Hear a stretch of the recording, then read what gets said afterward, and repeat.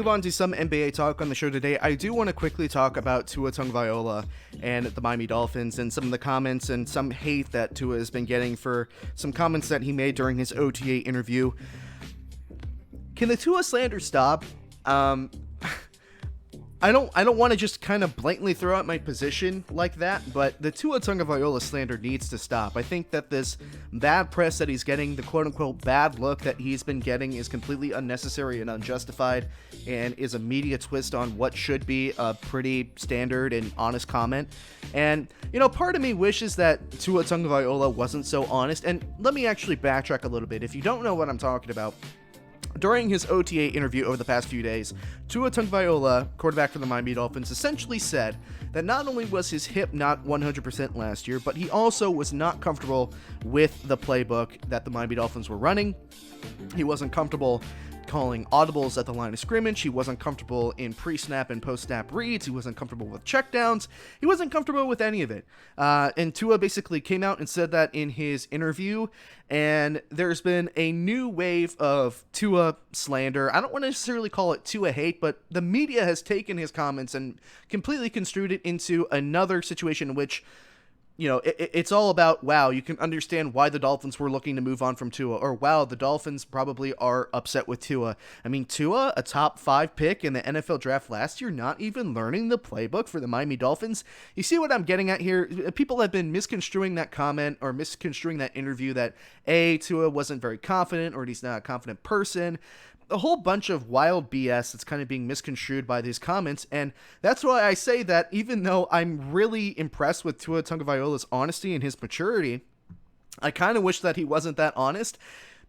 Even though it does major things for, you're getting in with your teammates and the respect that you get from your organization, it's great for getting in with your coaches, it's great for getting in with your GM, it's great for getting in with your teammates, but it opens yourself up to some criticism that you should not be getting, especially in comparison to, everybody's going to point to Burrow and Herbert, because that's just the comparison that Tua is going to have to live with for as long as he's in the NFL, is how he stacks up to Herbert and Burrow in their first years in the NFL as well. It's kind of like that if you've ever played a Fallout video game, for those of you who are gamers out there, if you've ever played a Fallout video game, and specifically I'm thinking of Fallout 4 in my head, where, based on your actions and your responses in-game, depending on the companions that you have, your responses to, certain events in the game will kind of give you brownie points or raise companion stats or something like that. It's kind of like that, and whenever you get a response, there will be a text that pops up on the right-hand corner like so-and-so liked that, or everybody liked that. I feel like that's kind of what's going on here. It's like Tua says that he wasn't really comfortable with the playbook and that it's his fault. Everybody on the Dolphins like that, and then on the bottom it's like everybody in the media disliked that. It's kind of what it feels like to me. Like, for me, his comments didn't show any signs of weakness or unconfidence, or that, the Dolphins should be concerned that he didn't know the playbook or that he didn't spend more time learning the playbook.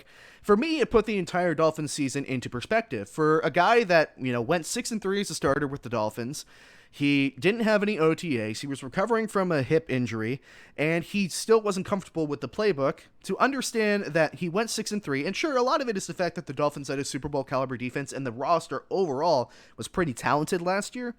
Sure, that has a lot to help with Tua, but overall, it makes you understand why the Dolphins went back and forth between Ryan Fitzpatrick and Tua Tagovailoa. It makes sense why Tua was pulled from some of those important games. Namely, I think the one that everybody thinks about is when he got pulled in the Las Vegas Raiders matchup, where Fitzpatrick had that gigantic heave down the field to Ryan Collins while his face was being torn apart by a Raiders defender. Some of the games that Tua was pulled out of, now it makes sense why the Dolphins were so willing to pull Tua out of the game. It wasn't a benching, it was the fact that Tua did not understand the playbook well enough to be able to perform in primetime, in clutch moments, and that's why Fitzpatrick was there, and that's why when you looked at that dynamic, everybody was kind of curious as to why the Dolphins were so willing to yank Tua from the game, and why he didn't seem too upset when it happened, and why that dynamic with Fitzpatrick and Tua seemed to work so well. So, a lot of the media want to take the comments as saying, well, look, it's kind of a bad thing that Tua didn't understand the playbook, or that he didn't take the time to, learn the playbook in his rookie season. That's kind of one of the things that you're supposed to do your rookie year.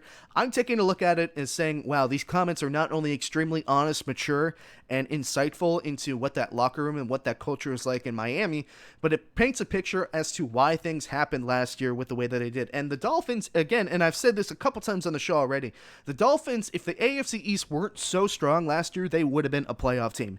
And with the added format this year, they also might be a playoff team, but I don't know, that AFC East is looking really strong. But it's time for the Tua slander to stop. I'm tired of the media, taking things and twisting them. It's clear to me more than ever that, or the reasons why the Dolphins are so infatuated with Tua Tagovailoa.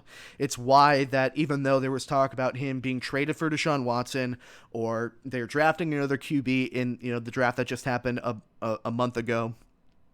Even with all that media circus, with people saying, oh, maybe now Aaron Rodgers is going to come to Miami, it makes sense to me why the Dolphins are infatuated with Tua, and it makes me excited for the future in Miami and for Miami Dolphins fans to have a quarterback that not only loves the franchise, loves the culture, but is so open and honest with everybody. There's no BS flying around, and not only do the fans appreciate it, the team has to appreciate it as well. It's time for the Tua slander to stop. It's time to stop misconstruing his comments for my fellow folks in the media and for, I guess, people that just don't like Tua Tagovailoa. It's time to stop the Tua slander. He's an honest kid. He's going to continue to work hard, and I think his comments really just showed his maturity, his willingness to admit mistakes, and it explains where the Dolphins are at with Tua and why they're so high on him and where they're at going forward. Hey folks, thank you so much for listening to this segment from the Hard-Headed Sports Podcast. If you enjoyed this segment, make sure that you drop a like on the video and a comment. It helps me out a bunch. And if you're interested in watching more segments like this from the show after the show has been completed, you should definitely subscribe to the YouTube channel. And if you're interested in listening to the entire show in its full-length entirety, you should listen to the show on Spotify, Apple Podcasts, Google Podcasts, and Anchor. Once again, thank you so much for watching the video. My name is Nick Ryan, and I will see you all again very soon.